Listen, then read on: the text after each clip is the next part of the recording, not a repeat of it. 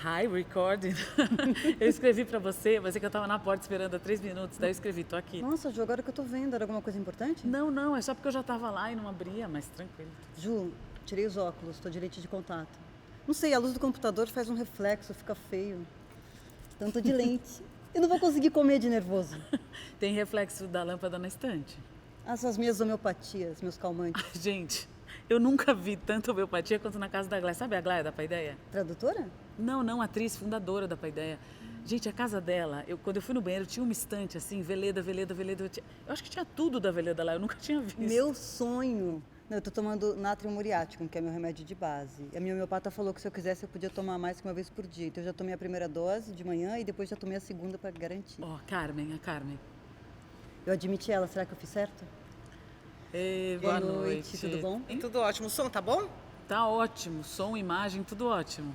E a comidinha chegou, beleza? Ai, maravilhosa. Eu já até esquentei e provei um pouco, porque na hora eu só vou fazer cena. Arrasou. Vou fazer cena, mas a cerveja eu vou tomar, viu? Ah, eu também vou tomar meu vinho aqui, ó. Ah, não. Nossa, gente, eu sou tão chata pra tomar vinho. Eu sei que é um gosto refinado, todo mundo fala que vinho é maravilhoso, mas o cheiro é delicioso, mas na hora de beber... Ó, o Leandro chegou.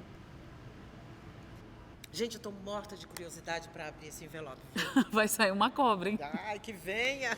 O Leandro tá em Tietê, né? É, o Leandro tá em Tietê. Carmen, você acredita que só nós 3 estamos aqui em São Paulo? Eu e a Bit com você. Nossa, que coisa boa, que ótimo. Boa noite, Leandro. Oi, Bit. Ei, boa Oi, noite, Juliana. Leandro, tudo Boa bem? noite. Boa noite, Matheus. Boa noite, Matheus. Boa noite. Boa noite, Boa. Matheus. Boa noite, Cleison. Gente, Carmen, Leandro, Matheus, Cleison.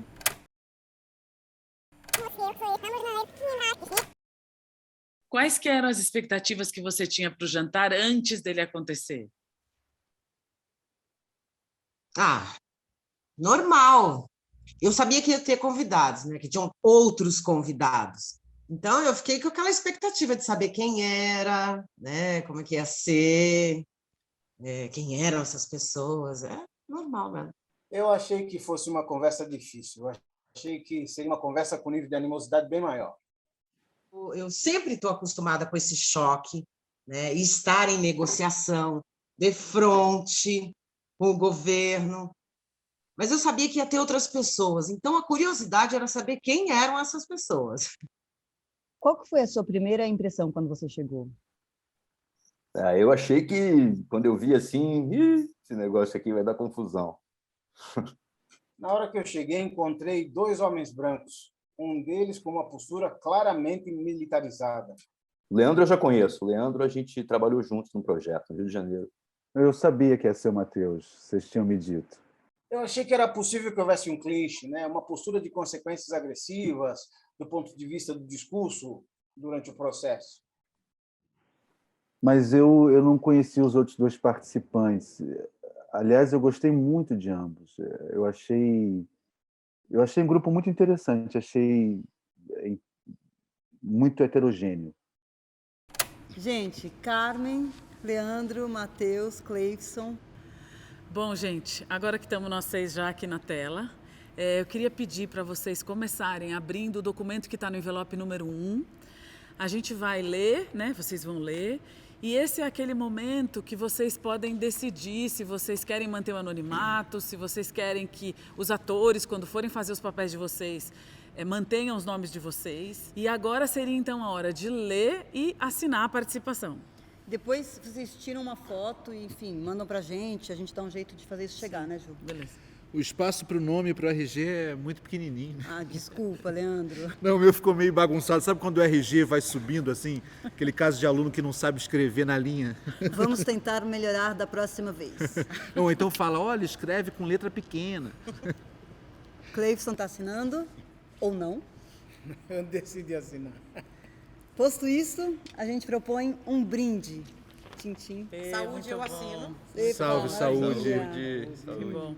Eu vou refazer rapidamente o caminho que nos trouxe até aqui, lembrando que esse projeto é uma colaboração entre o Porto Parole, que é uma companhia do Canadá, e o Brasil Cena Aberta. A Andréia, do Brasil Cena Aberta, ela assiste esse espetáculo em Montreal e fica com vontade de fazer uma versão brasileira do espetáculo.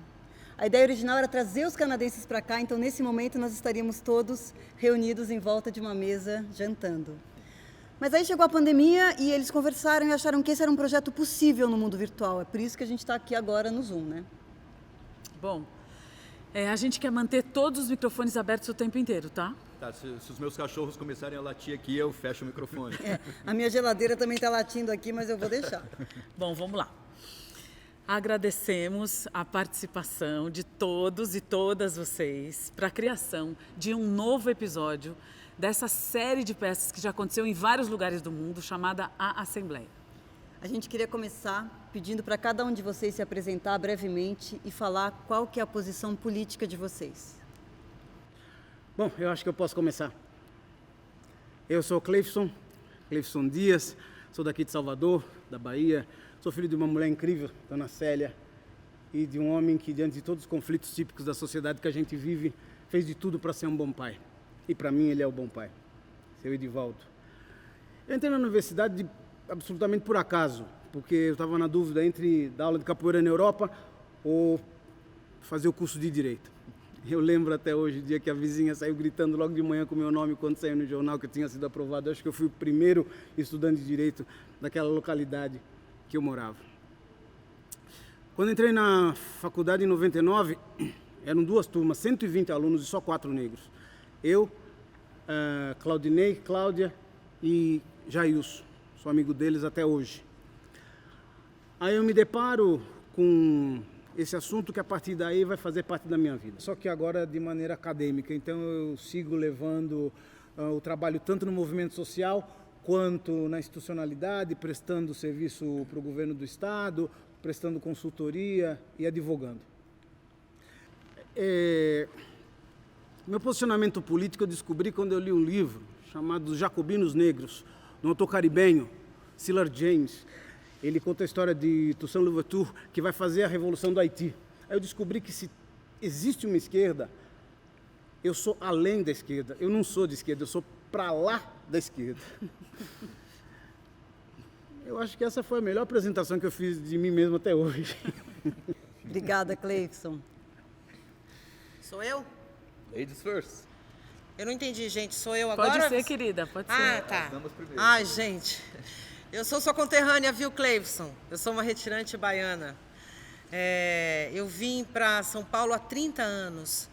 Eu saí da Bahia, né, mais especialmente de Salvador, para não ser mais uma mulher na estatística do feminicídio. Vim para São Paulo fugida e quando eu cheguei aqui, né, como todo retirante, interno e externo, refugiado interno e externo, eu vim com o sonho de vir para uma grande metrópole e aqui com o sonho de conquistar a casa própria, conquistar um bom emprego. Eu deixei meus filhos com meu pai, né, com a minha família, e eu sempre acreditei que o Brasil é uma das melhores pátrias, né? Só que chegando aqui eu me deparo com uma desigualdade institucional, com um racismo institucional. Eu me deparo com um Brasil totalmente desigual. Eu sou Carmen Silva, eu sou líder do MSTC, um movimento sem teto do centro, né, com atuação aqui na cidade. Eu luto, a minha luta, ela é por direitos, pela garantia de direitos, né, pelo direito à cidade e o urbanismo como princípio fundamental do movimento que eu lidero. Hoje, quando eu vim, né, para São Paulo, eu dormi na rua, fui para um albergue e lá eu vi que a minha vida e os meus problemas, eles não eram diferentes, maiores ou menores do que quem estava do meu lado. Hoje eu lidero 5 ocupações, né, e um retrofit, ou seja, uma reforma de um prédio onde 121 famílias vão morar na Avenida 9 de Julho, pagando conforme o seu salário. Eu atuo como uma urbanista mesmo por prática, eu sou professora do INSPER, eu sou do Núcleo de Mulheres e Territórios do INSPER. Em 2003, eu consegui trazer todos os meus filhos para cá, para São Paulo. Eu tenho 8 filhos, todos eles comigo. Eu sou mãe, sou avó, eu sou uma guerreira, eu sou uma lutadora pelo direito à cidade. Uau! Tem que falar agora, depois desses dois, vai ser difícil. Histórias incríveis, né? Matheus, você não quer começar, não? Eu posso começar? Eu vou me esconder atrás de você. Posso começar. Bom, eu sou Matheus, eu sou gaúcho de Pelotas. Eu saí daqui muito cedo, acabei voltando em diversas ocasiões. Eu sou casado há 22 anos, sou pai de gêmeos de 10 anos. Eu me formei muito cedo e fui para São Paulo. E depois de algum tempo eu acabei voltando para o Rio Grande do Sul para ingressar no setor público. A minha orientação política era de esquerda. Quando eu saí do Exército, da Escola de Formação de Oficiais, em 1988, porque eu era uma pessoa muito rebelde e eu passei quase metade do curso detido ou preso e eu acabei excedendo o número de punições possíveis no Exército e eu fui convidado a me retirar. Mas enfim, eu era uma pessoa de esquerda naquela época, mas aí eu saí, fui estudar no exterior e aí no decorrer desse tempo eu fui me tornando cada vez mais convicto no liberal. E aí eu retornei dos Estados Unidos para o Brasil, trabalhei no Ministério da Fazenda, na Secretaria de Política Econômica e cada vez mais eu me tornei assim um liberal conservador, um conservador clássico. Interrompi a minha trajetória profissional em 2017 e decidi fazer um sabático, mas eu recebi um convite do Partido Novo para ingressar no partido, não era filiado na época, para ajudar a construir o partido aqui no Rio Grande do Sul e para concorrer ao governo do estado. Aí logo depois da eleição eu decidi me desfiliar, então hoje eu não tenho nenhuma filiação partidária, mas eu continuo com a mesma crença nos mesmos valores. Eu sou defensor dos direitos naturais das pessoas, do direito à vida, do direito à liberdade, do direito à propriedade, enfim. Eu sou conservador nos costumes, mas eu não sou a favor de que o Estado se meta na vida das pessoas, portanto também eu sou liberal nesse sentido. Eu não acho que o Estado deva promover e nem defender crenças, alguma coisa que interfira nas crenças individuais. Então essa é a minha orientação política hoje, né?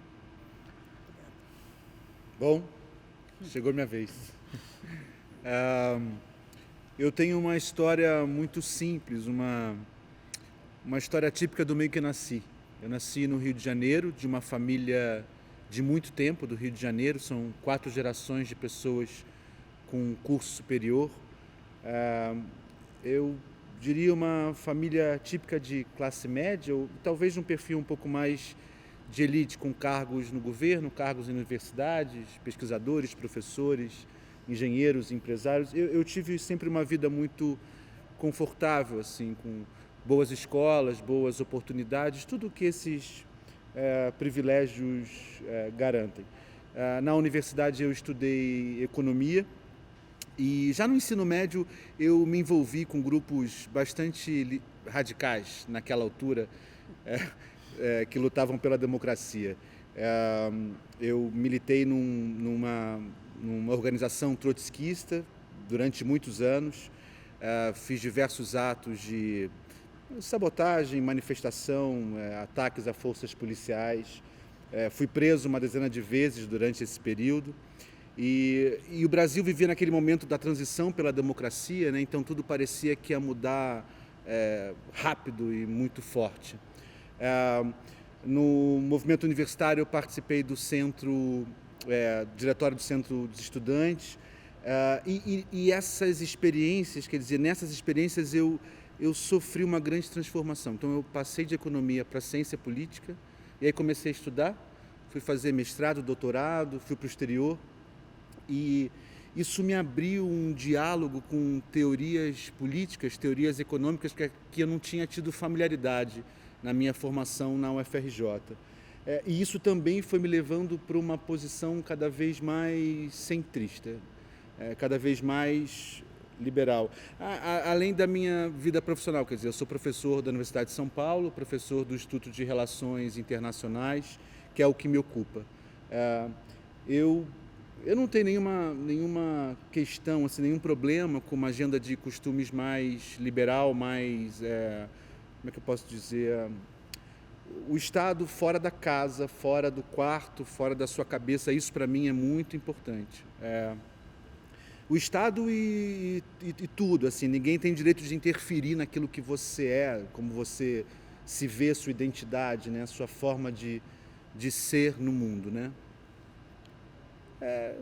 É isso, essa é um pouco da minha trajetória, assim, sem, eu diria, sem muitos riscos em várias dessas transições. Qual foi a sua primeira impressão dos outros participantes? Aquela senhora ativista, como é que é o nome dela? Carmen, Que é...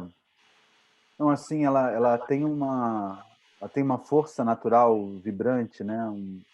Ela começa a falar e você já sente aquela força da história, da trajetória dela, né?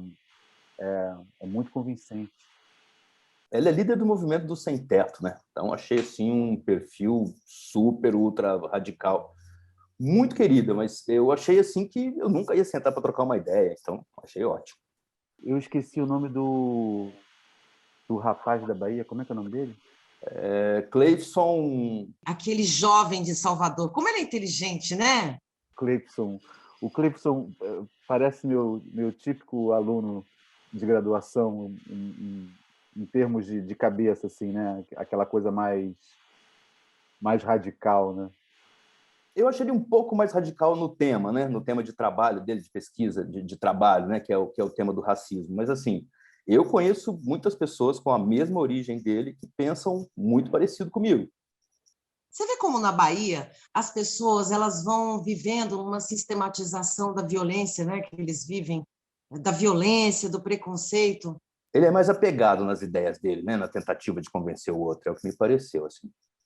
Ele procurou crescer e se tornar alguém que pudesse ter voz. É sempre em busca de ter voz, né?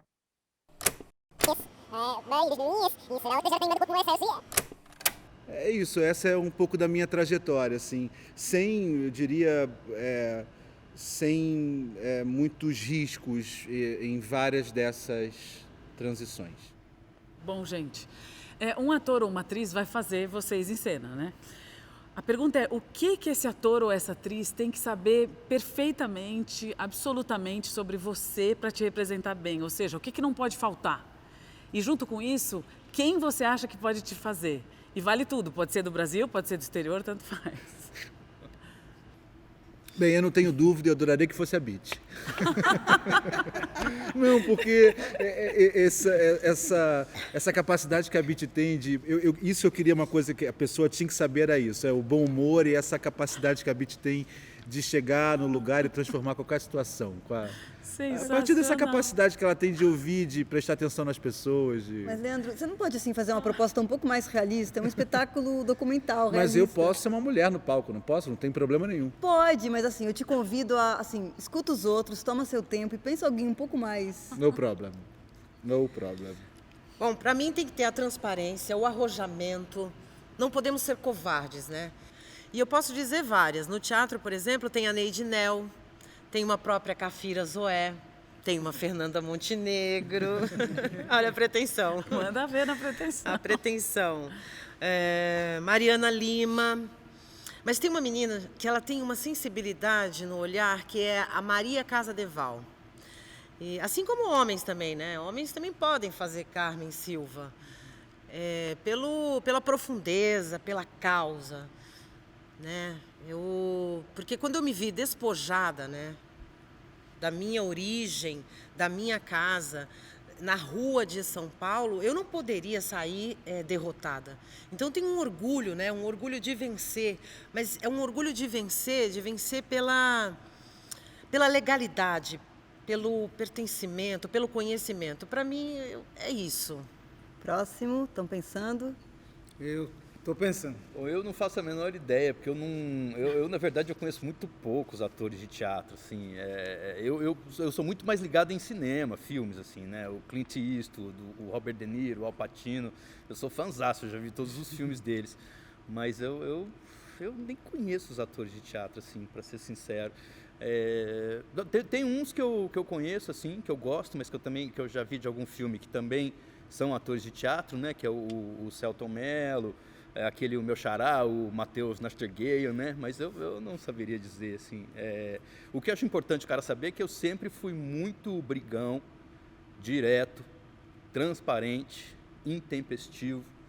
Não é à toa que eu fui excluído do Exército, tá bem da disciplina, né? A minha presença se tornava nociva ao bom andamento do curso. Foi o que eu ouvi do coronel da última vez que ele me pôs na cadeia. Porque eu dizia o que eu pensava, né? E aí ele não podia fazer isso. Mas, enfim. O meu apelido no governo, por exemplo, era Pitbull. Mas, Matheus, tem alguns desses atores que você falou que poderia fazer assim, um bom Pitbull? Só pra gente ter um nome. Não sei. Mel Gibson, talvez. Não. Então, um bom Pitbull, certamente o Robert De Niro, né? Tá bom. Obrigada. Bom, existe uma característica minha que alguém queira interpretar minhas ideias vai acabar encontrando. Uma coisa que orienta meu olhar epistêmico é a coerência. Eu não sou liberal, porque um liberal é, a princípio, uma pessoa naturalmente em dúvida. É um dos princípios mais elementares. É tudo muito fantasioso no campo do liberalismo. Então, do ponto de vista de uma perspectiva filosófica africana, uma distinção entre cosmogonia e cosmofilia para dizer que o liberal é alguém que vai botar as pessoas sempre no futuro. Nós vamos organizar agora, porque no futuro, um dia, tudo vai ficar melhor. Isso, para mim, é incoerente, porque nós vivemos aqui e agora. Então, alguém que queira me interpretar tem que ter a coerência como fio condutor das suas indignações, porque eu sou indignado por natureza. E o que fundamenta minha indignação é qualquer falta de coerência. Eu tenho um certo traço de autismo e sou uma pessoa muito arredia mesmo. Alguns atores que possam me interpretar, eu vou mencionar 2 conterrâneos que eu sou apaixonado, que têm a minha idade. Um é o Lázaro Ramos e outro é o Fabrício Boliveira. Acho que são 2 figuras que poderiam fazer um bom trabalho.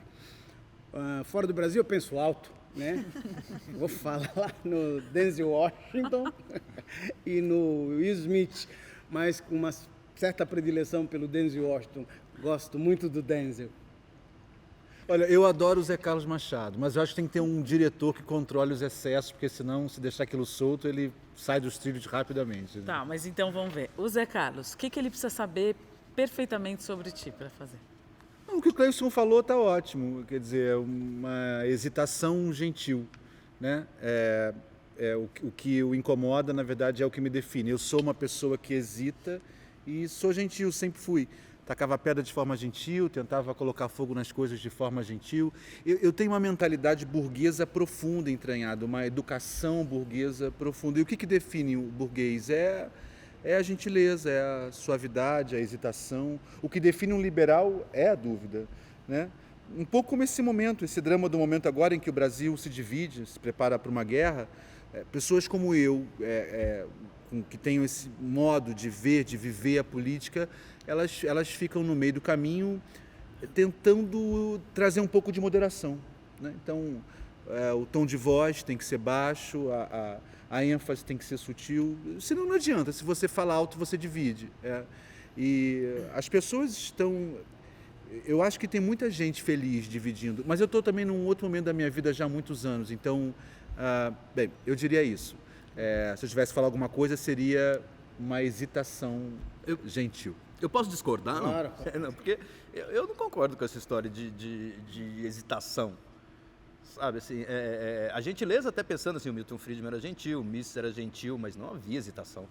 Havia convicção. Aliás, as grandes revoluções liberais da história, a Revolução Gloriosa da Inglaterra, a Revolução Americana, da Independência Americana, elas foram produzidas por liberais, sem nenhuma hesitação. Eu diria, então, Matheus, que a hesitação ela foi assimilada ao longo do século XX como um estilo de fazer política. A dúvida diante da ação. Não, eu estava falando em princípios, valores, né? A minha leitura sobre a hesitação liberal parte de um outro pressuposto, porque um liberal é necessariamente um democrata. Então, o liberal ele consegue enxergar uma extrema desigualdade e tenta racionalizar essa desigualdade por argumentos muito cômodos, né? Porque, fundamentalmente, o liberal tem poder. Dificilmente você vê alguém possuído de poder ser um liberal. Então, o liberal vê um país com 54% da população negra não ter essa mesma representatividade na vida pública e social e vai argumentar a elementos democráticos. Por quê? Porque o desnível econômico na mesa liberal é muito bem-vindo. Desculpa, Cleifson, com relação à questão social, você está coberto de razão. Agora, com relação à questão racial, você está absolutamente errado. Não, mas eu nem Porque se cheguei tem lá uma ainda. doutrina capaz, com interesse em promover algum tipo de igualdade nesse plano das desigualdades individuais, mais do que qualquer ideologia totalitária do século XX, foi a tradição liberal do século XIX e XX. Então o Brasil não é um país liberal. Claro que não. O Brasil nunca flertou com esse tipo de vertente filosófica. Deixa eu fazer um gancho aqui, porque eu discordo, inclusive, do ponto de vista social. Liberalismo é sinônimo de capitalismo. O liberalismo ele parte de alguns pressupostos. A questão é principalmente da defesa da liberdade, né, das liberdades individuais, e não acredita no Estado como a solução para os problemas. Aliás, o capitalismo é o sistema que mais deu certo no mundo, porque ele é o único sistema político, né, econômico, né, que parte do princípio da não coerção, da liberdade. Todos os outros sistemas, o socialismo, o comunismo, eles partem da coerção do Estado sobre os indivíduos. E que o Estado é a solução para os problemas. Quer dizer, e aquilo que o Estado, inclusive, deveria fazer para ajudar aqueles que mais precisariam do Estado, ou seja, aqueles que nascem aí desprovidos de recursos, o Estado não faz. E quando faz, na minha opinião, faz de maneira equivocada. Ô, Matheus, Então, desculpa, gente, mas eu preciso falar. Ó, eu tô cá na ponta, tá? Sim. Onde todos os direitos básicos para nós, eles são... Onde a gente tem que brigar todo dia por direito básico. Então, para nós, o Estado, ele é elitista, tá? Sim, e excludente. Mas, Carmen, nós, que estamos cá na ponta, nós queremos acessar esse Estado. Porque é muito fácil você falar, porque o Estado liberal, porque a esquerda, porque centro, direita. A gente tem que acordar, gente, para um Estado onde existe uma seção de direito e onde o direito, ele é mercadoria. Carmen, eu estou 100% de acordo contigo. 100%. O Estado ele foi capturado por algumas minorias e ele não consegue prover o básico. Porque quase tudo que ele arrecada vai para os funcionários públicos. Ele paga uma elite de servidores, chamadas carreiras de Estado. Eu já fui de uma carreira de Estado. Todos os meus colegas que ingressaram comigo por concurso em 1993 na Secretaria da Fazenda estão todos aposentados, ganhando R$40 mil por mês. Quem é que está pagando isso? O Estado? Por mais que a gente diga que o Brasil é um país democrático, nós não somos. Nós somos um país elitista. Bom, acho que agora acho que tu tocaste num ponto que nós quatro aqui convergimos. O Brasil é um país oligarca. São várias oligarquias que capturaram o país. Eu não queria pensar nesses termos, mas quando eu falei de hesitação, eu estava justamente pensando nesse exercício que vocês dois estão fazendo, de tentar criar uma filosofia, um espírito liberal que não se materializa na prática. Quando a gente fala em classe, raça, qualquer liberal, qualquer pessoa, oligarca ou não, sente muita vontade de falar sobre isso. Porque nós temos uma gramática nesses termos que trata sobre classe. Mas quando eu coloco na mesa a discussão sobre raça, e aqui eu estou falando da experiência de quem discute raça há 20 anos, as discussões terminam. Porque nós não temos uma gramática que trate sobre raça, não temos um critério gramatical que a gente possa discutir no ambiente democrático falando sobre raça. Por quê? Quando eu estou falando sobre raça, eu estou falando sobre distribuição de renda. Explica isso. E quando eu estou falando em privilégio, quem é privilegiado tem que abrir mão dos seus privilégios, não é? Aí o maior liberal vai atestar elementos acerca do seu ponto de vista, até de forma inconsciente. Ele vai falar, mas que culpa eu tenho de um problema que aconteceu há 133 anos atrás? E os meus filhos agora têm que ser responsabilizados por isso? Escutem aqui, para quem discutiu cotas raciais, e viu seu grupo inteiro, independente de ser de direita ou de esquerda, ser contra as cotas. Nós temos um documento público assinado por figuras, como o Caetano Veloso, que assinava contra as cotas. Aliás, até sua amiga, a Lília Schwartz, ela assinava a favor? Contra as cotas. Contra as cotas. Ela até se desculpou há pouco tempo em relação a isso. Eu sou muito favorável às cotas, né? E, inclusive, eu fui convencido pela prática, porque as minhas turmas começaram a ficar diferentes, diversas, né? Os alunos, essa diversidade, ela trouxe um caráter mais vibrante para as turmas. Eu sou contra as cotas, sempre fui. Matheus, deixa eu te falar, desculpa interromper, gente, mas é assim. Matheus, eu saí da Bahia fugida para não morrer na mão de um machista. Aí eu tenho 8 filhos, todos, sem nenhuma perspectiva de colocar um filho meu na faculdade. Por quê? Para nós, classe trabalhadora, faculdade era um delírio. Aí eu chego aqui na cidade de São Paulo, consigo trazer todos os meus filhos para cá com tudo que nos aconteceu. E aí eu começo a conhecer o sistema de cotas e vejo a minha primeira filha a se formar em produtora, fazer marketing. Hoje ela é uma produtora de renome, conhecida. Aí eu vejo a primeira, a segunda, a terceira, tudo na base da cota, gente. Tá, mas deixa eu te perguntar uma coisa. Tu tens amigos ou amigas, enfim, com uma história de vida parecida com a tua, brancos? Sim, tenho muitos.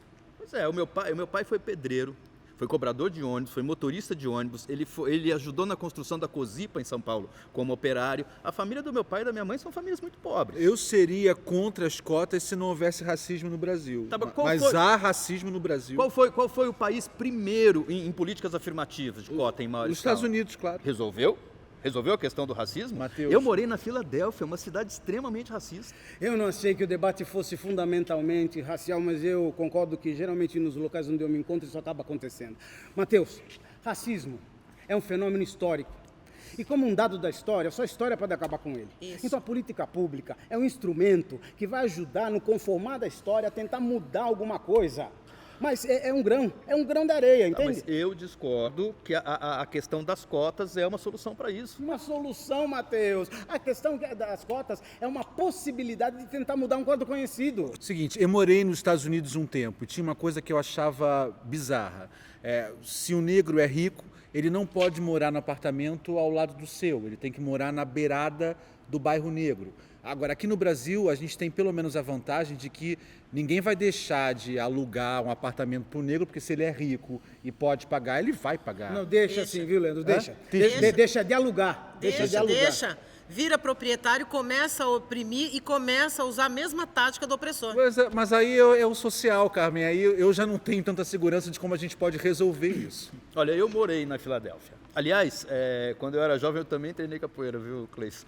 Aí lá eu fiquei sabendo que tinha um dos pais do karatê lá. E ele dava aula lá no bairro onde só moram negros. Aí eu ia a pé, de metrô, todo dia pro treino.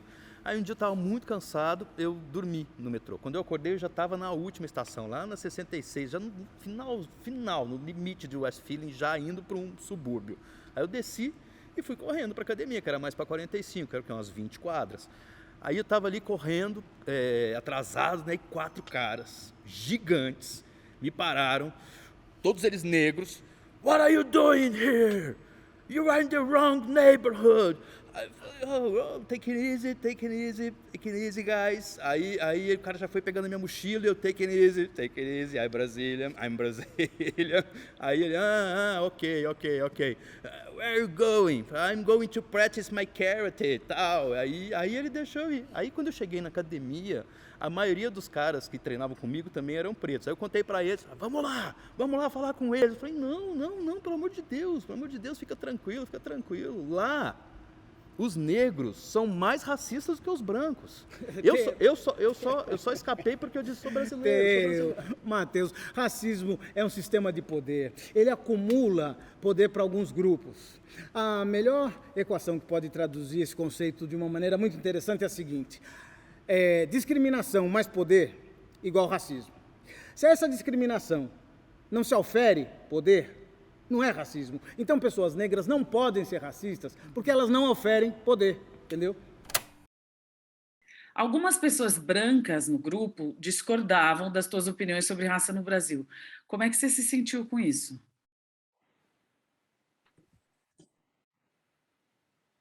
Eu acho que eles foram honestos. Eu acho que eles pensam exatamente isso. Eles acreditam piamente nisso. A gente precisa aceitar a hipótese de que o racismo organiza a nossa vida na sociedade brasileira. Então, não me surpreende nem a posição que o Mateus, muito menos que o Leandro tem ou teriam sobre raça e racismo no Brasil, independente do nível de formação, dos cargos que ocupam, independente disso. O que eu quero lhe dizer é que faz parte de um sistema. É individual, porque as ações são de pessoas e compõem um tecido social. Por isso que, para mim, o conceito de racismo estrutural é ainda frágil, porque a gente precisa. correm desejos aí, correm afetos, tem uma série de outros elementos que compõem esse cenário que vai muito além do debate das estruturas, das instituições, do indivíduo. Mas a gente sabe que sem os indivíduos o racismo não existiria. O racismo cria brancos e negros. Então, para mim, é muito sintomático quando um homem branco diz que eu não quero que exista raça.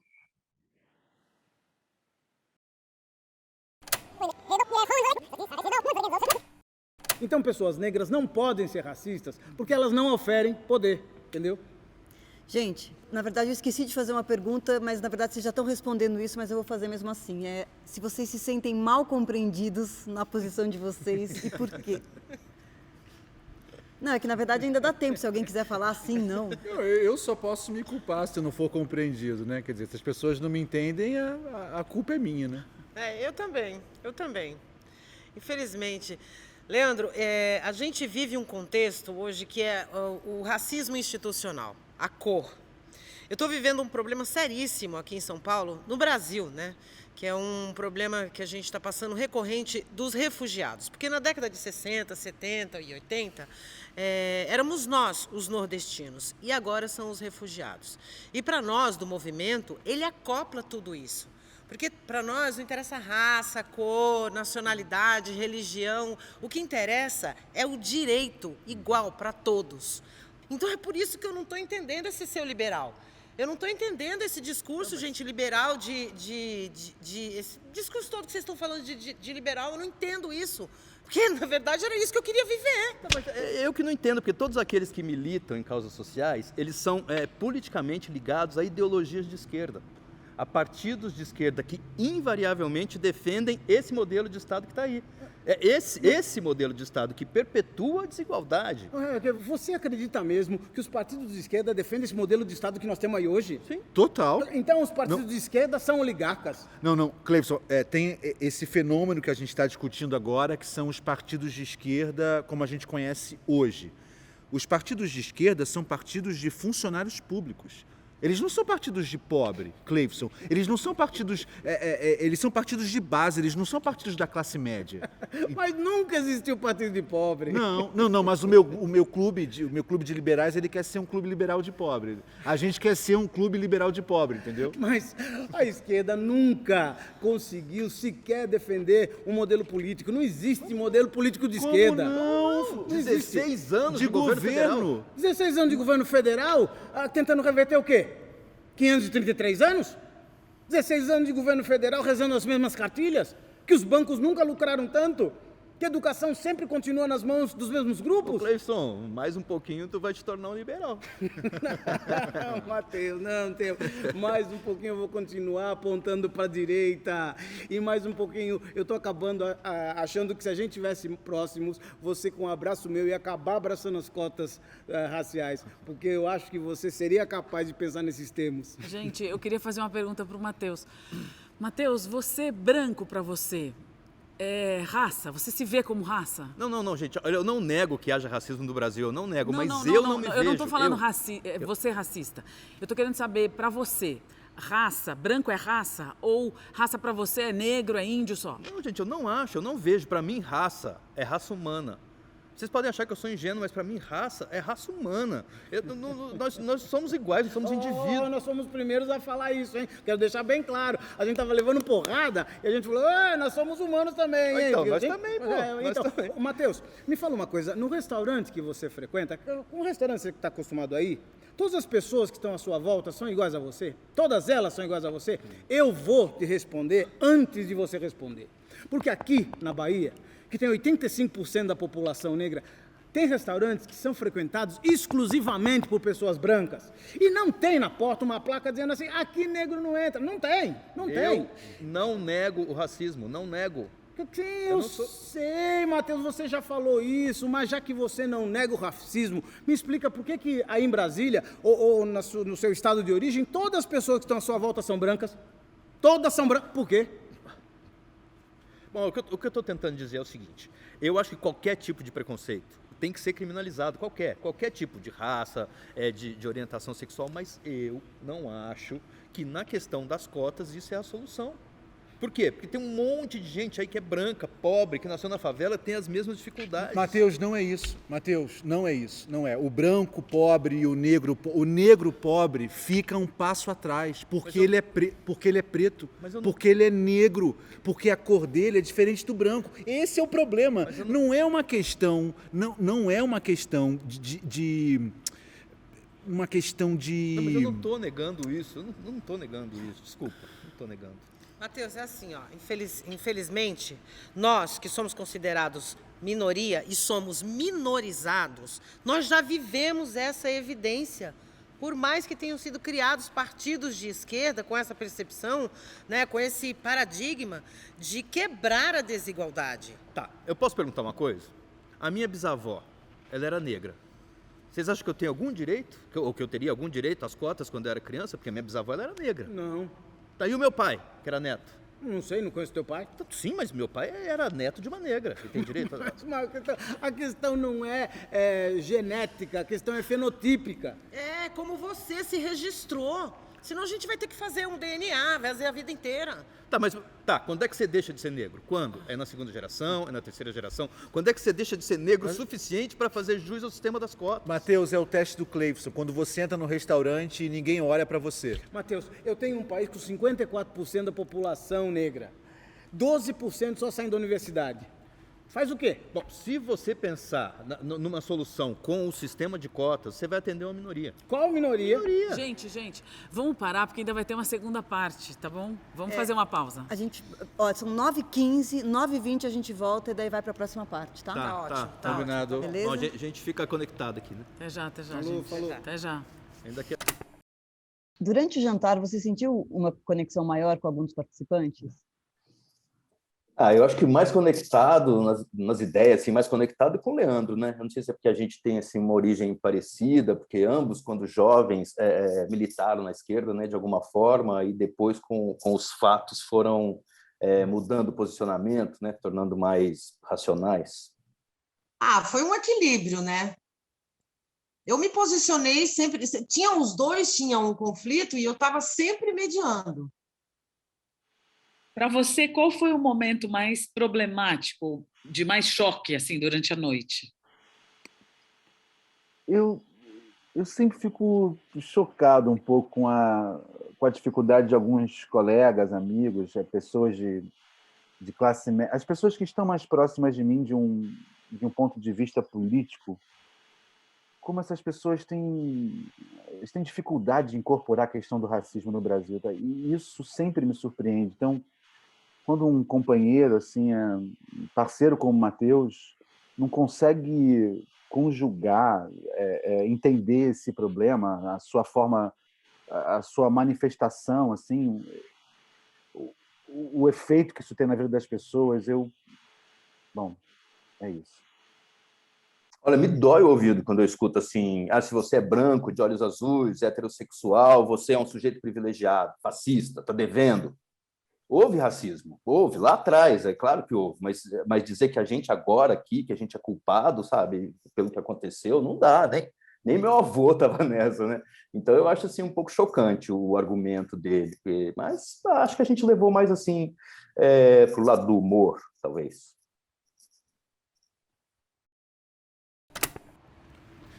Vocês comeram bem? Super. Eu comi antes, para não ficar comendo aqui na frente. Que ótimo.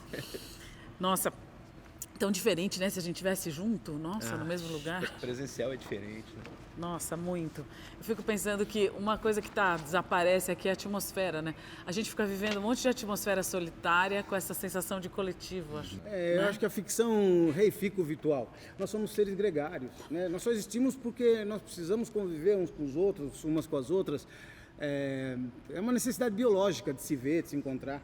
Claro. Agora as pessoas estão tendo mais depressão, mais suicídio, essas coisas agora nesse período, né? Seria muito diferente se a gente estivesse junto, né? Vendo um outro comer, eu fico pensando, tem um monte de coisa que está invisibilizada aqui, né? Que a gente não consegue ver. A gente vai ouvir um áudio agora, tá? De 7 minutos, mais ou menos. É um áudio de uma quinta pessoa. E é uma pessoa que a gente conversou por 1 hora, então é somente um extrato desse áudio, tá bom? E a ideia é a seguinte, agora vocês vão usar os lápis e as canetas que a gente encomendou, porque a ideia é, enquanto escuta, presta atenção com o objetivo de responder. E aí vocês podem anotar à vontade, tá bom? Eu vou soltar o áudio, tá? Eu, de fato, respeito muito a liberdade, eu sou muito democrática e também não quero... E há políticas que eu hoje mesmo falo, eu tenho que procurar transformar políticas públicas que são, vamos dizer, que acham que é de governo. Eu tenho falado, essa política pública é de Estado. Por exemplo, a família é uma política pública de Estado. Em qualquer governo, de qualquer tipo, deveria focar na família, porque é a base da sociedade, né? Entende? Ou seja, família, sociedade, Estado. O Estado vem depois da família. Então, se eu tenho uma célula ruim, evidentemente que eu vou ter uma metástase. Então, é nesse sentido que também eu entendo que a família não é uma questão partidária, é uma questão de preocupação de todos. Então, quando foi no dia 31 de dezembro de 2019, né? Eu estava na Alemanha e peguei um voo, eram esses voos que viajavam na noite do dia 31 para o dia 1, né? Que era um voo mais barato, eu estava de férias, fui para a Alemanha, eu fui no dia do Natal e ia voltar no dia 31. Minhas férias são assim, uma semana, né? E daí estava voltando da Alemanha e peguei esse voo dia 31, nunca tinha passado uma passagem de ano em avião, né? E daí, sei lá, eu tinha uma expectativa que as pessoas iam se cumprimentar, assim, né? Então, daí quando foi, assim, então agora estamos no novo ano, blá, blá, blá, né? Eu fiquei impressionada que ninguém nem se cumprimentou, estava todo mundo focado, ali no televisor, né? E todo mundo assistindo, e não houve uma interação. E eu estava pronta para, sabe assim, para abraçar, para, sei lá, desejar um feliz ano novo. É tão duro estar no ar essa hora que tu deveria estar com a sua família. Daí eu lembro que eu fiquei falando, meu Deus, né? E onde a humanidade chegou, né? Que a gente entra num voo, o pai dá para o filho aquele, já liga na televisãozinha, o pai fica na televisãozinha, todo mundo na televisãozinha, todo mundo, às vezes é muita indelicadeza que a gente coloque, né? Porque também as pessoas são muito grossas, muitas vezes nos voos, assim, passa por cima com a bagagem, não dá licença, não faz faculdade, por favor. E daí, sim, eu estava parando, agradecendo meu ano, assim, com Deus, falando, nossa, que esse ano seja um ano bom. E daí eu falei, Deus, o que você vai fazer com essa humanidade? Assim, na hora eu pensei assim, falei, nossa, por que a gente chegou a tal grau de indiferença, né, com os demais? E fiquei com isso na cabeça. Por quê? Né? Porque eu vejo que a Covid, ela trouxe... É muito triste, eu perdi minha mãe com a Covid também, eu vejo muito sofrimento, mas eu vejo uma questão humana, eu vejo uma questão de direitos humanos, questão de direitos humanos porque como foi, como ocorreu, né, de onde veio esse vírus, por que nós não permitimos... sei lá, por que não houve informação, por que não se tomou uma atitude antes, né? Ou por que o país, a China, não informou, né, que poderia haver esse perigo. Por outro lado, assim, eu vejo que, de todo jeito, a pandemia, durante um tempo, ela fez as pessoas pensarem, assim, saírem do seu individualismo para a solidariedade. Eu via pessoas que falavam, nossa, eu nunca, fazia um tempo que eu não jantava com meu marido, que eu nunca olhava com meu filho, que tudo era conversa virtual, o filho chegava da faculdade não sei que horas e nunca a gente celebrava o aniversário juntos, nunca a gente assistia um filme juntos. Então, houve uma adaptação relacional, né? E o ser humano ele teve que olhar a vida real. E todo mundo pode contar uma experiência de morte nessa pandemia e as pessoas tiveram que encarar naturalmente aquilo e o sofrimento e se apoiar nesse sofrimento. Outra coisa que eu achei interessante foi a solidariedade, né? Assim, que as pessoas, elas começaram a ver que tinha gente passando fome na pandemia, né? Então, em São Paulo, pelo menos, foi muito bonito ver como as pessoas se reuniam para várias igrejas para conseguir cesta básica, para entregar cesta básica, para entregar sopa, para entregar seja lá o que for, né? Então, para mim, vem como professora de filosofia, do direito, assim, me vem muitas questões, né? Questões sociais, questões de direitos humanos, questões econômicas, né? De solidariedade, né? E questões antropológicas, né? O que move o ser humano, né? O que estava movendo a humanidade, o que estava, sei lá, meu trabalho é um serviço, o que significa a minha família, né? Eu sempre penso que, antropologicamente, o ser humano, as vertentes mais fortes dele é o racional e o relacional. Então, o racional, ele se realiza no relacional. Todo o meu trabalho, ele está voltado para servir alguém, tem alguém na ponta daquele trabalho. Então, despertou primeiro para a necessidade de fortalecer vínculos familiares. Vou dar algum exemplo. Uma pessoa que escreveu falou: eu não sabia que a minha mulher era tão legal. Fazia muito tempo que eu não conversava com ela, né? Então, é uma coisa positiva, porque fazia tempo que a vida não dava oportunidade para uma conversa, né? Eu vi filhos que se sentiram atendidos pelos pais. Eu vi avós que se sentiram prestigiados pelos netos porque, com medo de perder, ligava todo dia para saber como estava. Por outro lado, ficou óbvio, que as famílias estruturadas, elas tiveram maior resiliência, né, para poder lidar com as consequências da pandemia, econômicas, de saúde mental, né? E as que estavam desestruturadas, evidentemente, a gente teve violência doméstica, né? Violência contra idoso, violência contra sei lá o quê, né? A criança, etc. Né? Então, eu vejo que, de fato, os vínculos familiares passaram a ser um foco. A segunda coisa é toda a questão do equilíbrio trabalho-família. É impressionante que a pandemia, ela trouxe soluções, porque o Brasil ele ainda tinha muita resistência ao home office, por exemplo, né? Então, será que produz? Será que a mulher... Era difícil conseguir, depois da licença maternidade, um home office de 2 horas, assim. Por que não? Porque não vai estar na empresa, porque não vai render. E quantas mulheres paravam de amamentar só por causa disso? Então, o home office ele se oficializou de certa forma e se mostrou que é possível viver um home office produtivo, né? Então, isso nos trouxe, a pandemia, uma possibilidade de maior flexibilização. Eu sempre falo, né? O meu maior desejo é que cada ser humano possa ser insubstituível no seu lar, porque de fato, o papel do pai, da mãe, do filho, do neto, do avô, eles são únicos. Ninguém vai fazer por ti, né? Melhor do que tu.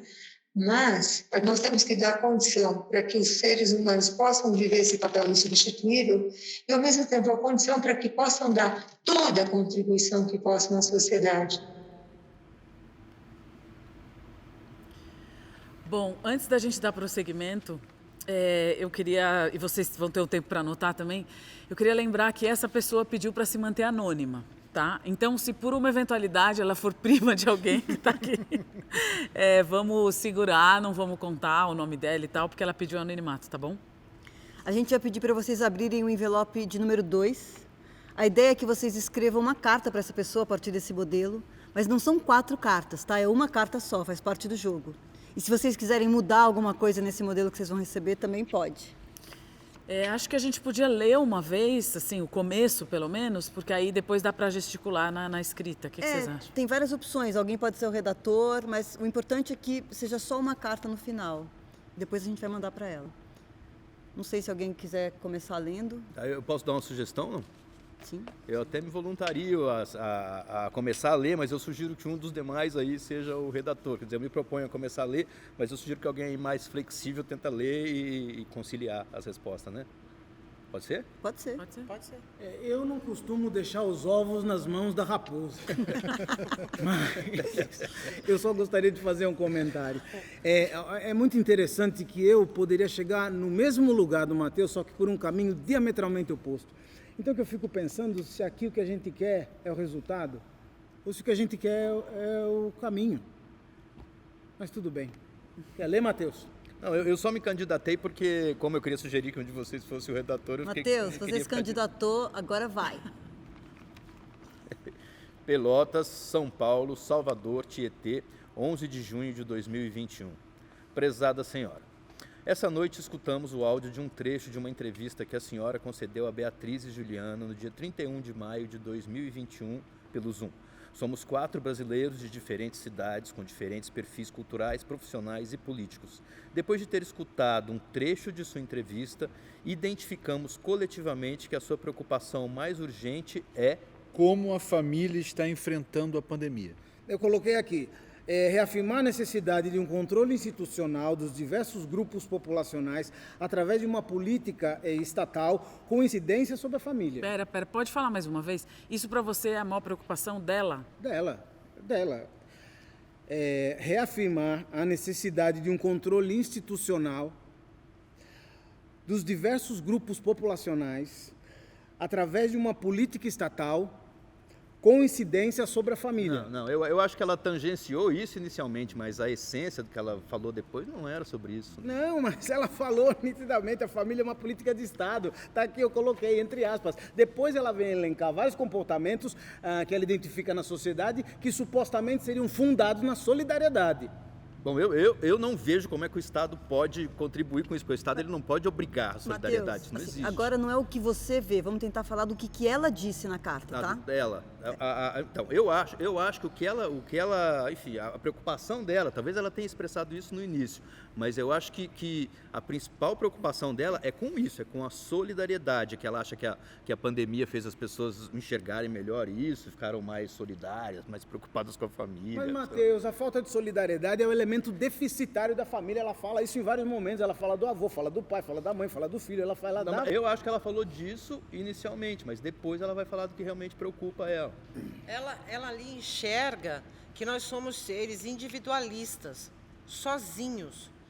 E o isolamento, gente, ele não se dá só pela pandemia, não. Ele também se dá pela globalização, Mas, sabia? Carmen... Na verdade, agora a gente vai... Olha, vamos tentar chegar num consenso do que ela está falando? Se a gente vai descrever o que ela está falando, é sobre como a família está enfrentando a pandemia. Mas essa é a preocupação mais urgente dela? A preocupação como tema, sim. Agora, a preocupação no sentido de o que ela quer que seja, não. Mas a sua preocupação é como a família está enfrentando a pandemia. Não. O quadro que ela traça de como a família está enfrentando a pandemia é só uma descrição. Não é a preocupação maior dela, porque ela fala nitidamente, vejam, nós precisamos mudar esse quadro. Ela fala isso. Vejam o que está acontecendo, como as famílias estão tratando os idosos, estão tratando as crianças, estão tratando sei lá quem. Agora, na pandemia, vejam como a pandemia instigou a solidariedade. Ela fala isso. Bom, eu quero continuar concordando aqui com o Leandro. Eu acho que o Leandro sintetizou bem, mas o Cleifson está fazendo um adendo aqui que eu acho bem importante. Então, se existisse uma política de Estado que controlasse a família, não existiria esse problema. Acho que a preocupação dela é essa. O nobre advogado Cleifson está exagerando na sua afirmação dessa coisa de política de Estado. Ela não disse isso, Cleifson. Ela disse... Ela disse a família tem que ser o foco, e o foco de políticas públicas. Né? Vamos tentar formular uma frase conciliatória, Matheus, Dona Carmen, Cleifson, Leandro, para a gente poder avançar. Ai, gente, é muito difícil, hein? Não, eu um mínimo denominador comum, Leandro. Eu acho que tem uma dicotomia no senso de responsabilidade, tá? Porque a responsabilidade ela é do Estado, mas ela é também de quem vive no Estado. Não, aí a Dona Carmen disse uma coisa que dificultou a minha vida. A gente tem que atribuir responsabilidade, gente. Não, e se a gente trocar a família, como a família está enfrentando a pandemia, por como famílias estão sendo impactadas pela pandemia? Deixa eu ver aqui. A família como uma política de Estado e como a pandemia impacta sobre ela. Está todo mundo concordando com isso, não? Não. Eu acho que a gente vai ter que voltar aos autos e ouvir o depoimento novamente. Não dá para ligar para o Canadá agora, não. A gente vai ter que resolver aqui mesmo, tá? Carmen está concordando? Eu concordo com o Cleifson e não concordo, né? Porque a pandemia, gente, ela é um fator novo. Mas para a gente, Essas mazelas sempre existiram. Bom, e eu vou voltar a concordar com o Leandro ali, porque a maior preocupação dela é o enfrentamento das famílias, quer dizer, o enfrentamento da pandemia pelas famílias. Olha, eu concordo que o contexto que ela vai utilizar para falar sobre solidariedade, ela vai utilizar exemplo do avião, da pandemia, né? Mas ela utiliza esse contexto como exemplo de um problema causado pela ausência do Estado na regulação do que ela chama de uma política necessária, uma política da família. Essa formulação, Cleifson, não dá para convergir com ela. Mas vamos escolher algo que dá para convergir, então. Não, mas é isso que eu estou falando desde o início. Vamos ser bastante planos, assim, muito simplistas. Aí a gente já chega... Porque é isso. Depois a gente pode, mas se a gente chegar no que realmente já é um acordo. Bom, então, seguinte. Tudo bem. Alguém discorda do que a gente acabou de ouvir, que ela falou que a família é uma política de Estado? Alguém discorda disso? Ela não falou que a família é uma política de Estado. Ela falou, tá entre aspas, eu escrevi aqui, a família é uma política de Estado, tá entre aspas. Mas esse é o drama humano, Cleifson. Ela não falou desse jeito que você... Tá entre aspas. Gente, eu não sei, mas eu acho que a gente está discutindo aqui quem nasce primeiro, o ovo ou a galinha? Não, dona Carmen, nós estamos discutindo uma coisa muito séria, viu? Não, mas a principal preocupação dela não é que o Estado tem que ter uma política para a família. Não é. Mas, gente... A principal?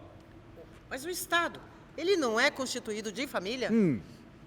Isso aí tá bom. O tema dela é família. Mas o tema dela não é o que o Estado molda a família. Do jeito que o Cleifson está falando, sei lá, parece até um frio na espinha, assim, parece Rússia soviética e o Estado.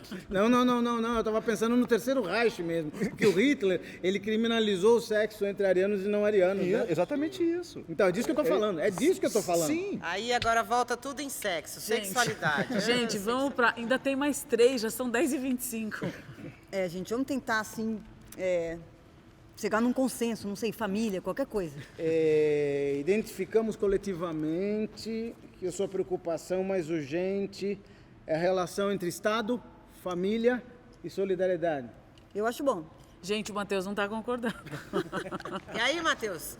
Que liberal é esse, Matheus? Olha, eu não concordo, mas eu acho que depois a gente arruma. Tá bom pro bem do andamento aqui dos trabalhos, mas eu também acho que Gente, não é então isso, deixa ela amadurecendo um pouco, depois volta. Vamos para a próxima? Vamos. Gostaríamos de dizer que todos nós concordamos com você no seguinte ponto. A pandemia permitiu uma convivência maior nas famílias de classe média. Perfeito. Eu concordo também. Gente, ela fala que foi nas famílias de classe média? Não, todos os exemplos que ela deu foram nas famílias de classe média. Concordo. Não, o que a gente está concordando aqui é que do ponto de vista, é com o ponto dela, né? Que ela estava falando que as famílias de classe média puderam ficar em casa, enfim, conviver mais com seus membros. Tá, enfim, ok. Leandro, então toca aí o texto. Vamos lá. Contudo, aqui está o que mais nos preocupa em suas considerações. Bem, eu fiquei irritado a maior parte do tempo enquanto ela falava. Então a minha resposta é um pouco emocional. A pandemia foi uma destruição inexorável. Mas ela não disse isso, mas ela deveria ter dito isso. Contudo, aqui está o que mais nos preocupa em suas considerações. A pandemia não foi um elemento benéfico. Pronto. Melhorou. Diz aí de novo, por favor, Cleifson, eu vou anotar aqui. Carmen, concorda? Carmen? Eu acho o seguinte, gente, a pandemia, ela trouxe invisibilidade. Ela aflorou o que estava nos muros. Porque senão a gente vai ter que falar do morador em situação de rua, do desemprego, da fome, da situação da mulher, da questão de gênero, Sim, Carmen, mas tentando dar uma síntese para tudo isso, porque são realmente muitos problemas, né? A formulação é... A pandemia não foi... Como é que é? Não foi benéfica. Não, a pandemia não foi benéfica. A pandemia só aflorou o que já vivemos. Isso se acrescenta à fala do Cleifson, então? Acho que sim, né? A pandemia não foi benéfica, vírgula. Ela só aflorou as mazelas que nós já vivemos. Eu acho que nós temos um consenso aí. Não, então vamos ver aqui, juntando as duas ideias do Cleifson e da dona Carmen. A pandemia não foi benéfica e aflorou as carências básicas que enfrentamos na sociedade. Ótimo, beleza. Perfeito. 10. Beleza, muito bom. Então vamos para a próxima, última. Nós temos uma última pergunta a lhe fazer. Como é seu nome? Pode perguntar que ela não vai responder, não tem Eu problema. perguntaria. Não, eu sinceramente não tenho nada para perguntar para ela. Eu, sendo provocativo, eu perguntaria para ela assim: você ficou em casa com o salário pago ou você perdeu a renda quando ficou em casa? Eu adorei essa pergunta do Matheus, eu adorei, porque eu não tenho nada para perguntar para ela, porque eu sei qual que é a resposta. Se quiserem colocar essa pergunta do Matheus, eu acho muito boa, viu? Não, peraí, gente, vamos lá, um pouquinho mais de gentileza. Olha, Leandro. Isso não é liberal, não. Não, tem que ser uma pergunta mais... Dona Carmen, o que é que a senhora gostaria de perguntar? Eu queria perguntar para ela umas perguntas básicas, assim. Primeiro, ela estava dentro de um avião dia 31 de dezembro, né? Não faz nenhum sentido. Mas ela visualizou uma questão social e uma questão de Estado. O que você visualizou? Uma questão social ou uma questão de Estado? Aí a Dona Carmen disse uma coisa bem profunda. Não, ela falou de convívio com a família, de que ela queria um abraço na virada do ano, mas ela estava no Réveillon voando e não em casa com a família. Ela largou a família, gente, pô. Depois Não, agora não faz sentido o que ela falou. Quer dizer, na verdade até faz, porque ela não fala na falta de solidariedade só em relação a ela. Ela diz que ninguém se levantou para se abraçar. Ela vai falar isso, né? Sim, Cleison, mas uma pessoa que pega um voo no Natal ou no Ano Novo não está preocupada com a família. Mas ela é filósofa, né? Se você quer um abraço, fique em casa, né? Vocês querem fazer essa pergunta para ela? Quer um abraço? Se eu ganhasse a passagem de ida no Natal e volta no Réveillon, eu não ia. Não, no Natal eu não iria porque minha mãe ia ficar muito chateada. Mas, de qualquer forma, infelizmente, eu concordo com essa pergunta irônica que o Matheus retirou. Eu acho que a gente podia perguntar para ela se ela ficou na casa dela recebendo um salário. Acho que a gente podia perguntar isso. Eu tenho uma ideia aqui, porque será que a gente não... Porque ela falou de uma coisa que a gente discutiu muito aqui, que é a solidariedade. Então, será que a gente não pode perguntar para ela? Será que não existem formas positivas de encontrar essa solidariedade, essa convivência? Que não através da pandemia? Que não através de uma política de Estado? Isso, Carmen, você acha que dá conta do que você trouxe? Dá conta sim, dá. Bom, gente, a gente tem que voltar para a primeira, que ficou meio em aberto. Ou vocês acham que volta agora? Ou querem ler um inteiro uma vez? Vamos ler uma vez junto? Pelo amor de Deus. Vamos? Aí, Leandro, você acha que ainda é a questão da família que importa para ela? Você acha isso? Eu acho que se tirar o Estado fica bom. Eu vou ler então. Prezada senhora, esta noite escutamos o áudio de um trecho de uma entrevista que a senhora concedeu a Beatriz e Juliana no dia 31 de maio de 2021, pelo Zoom. Somos 4 brasileiros de diferentes cidades, com diferentes perfis culturais, profissionais e políticos.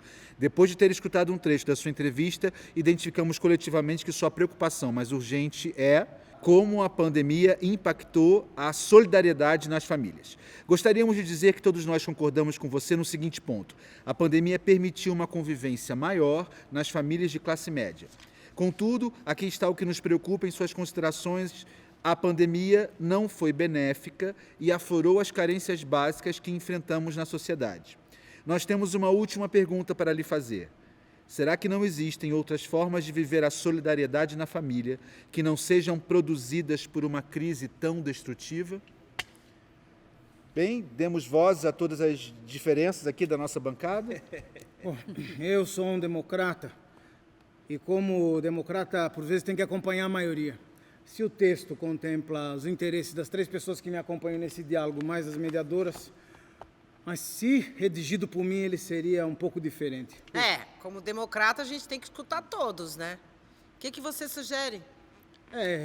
Eu acho que o áudio da pessoa que fala se aproxima muito de um discurso de viés totalitário. Não há equívoco nisso. Foi dito textualmente.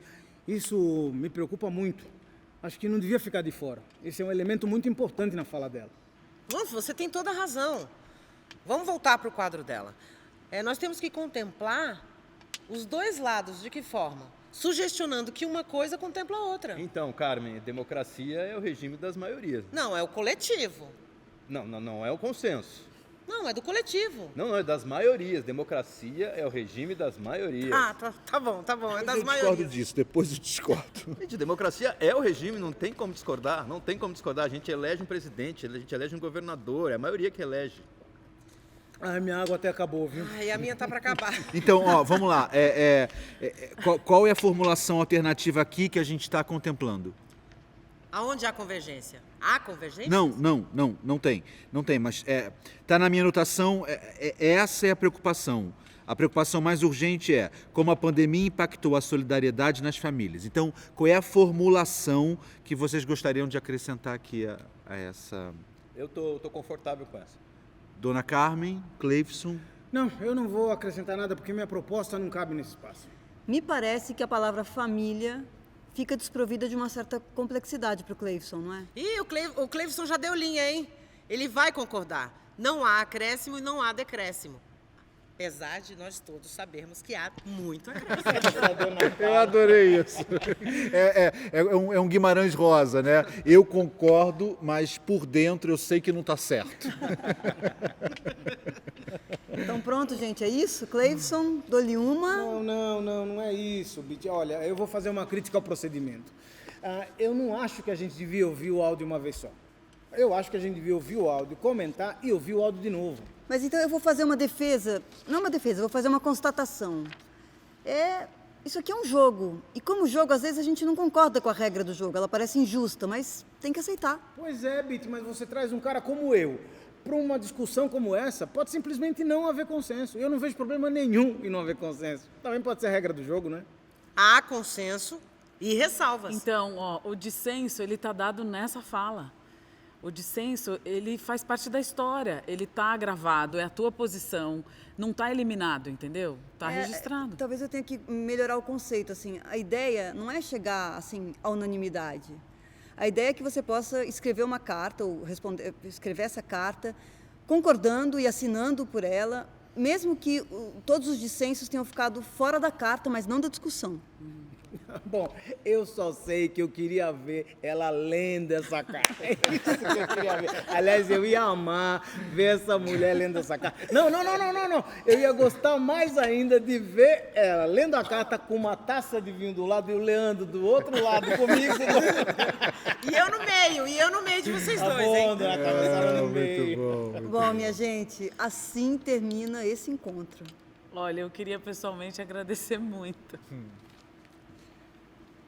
Meu nome é Cadu Garcia. A gente acabou de dividir com vocês o primeiro ato dessa assembleia, mas os próximos atos vão ser ao vivo. Eu não posso contar muito, mas vocês serão guiados para os próximos passos a partir de agora. O que eu posso contar é que 4 desses lugares, dessas mesas, vão ficar vazios e quem de vocês quiser poderá dar prosseguimento a essa assembleia. Então fiquem atentos às instruções que virão a seguir. Esse espetáculo, ele continua com vocês. Ele não termina aqui.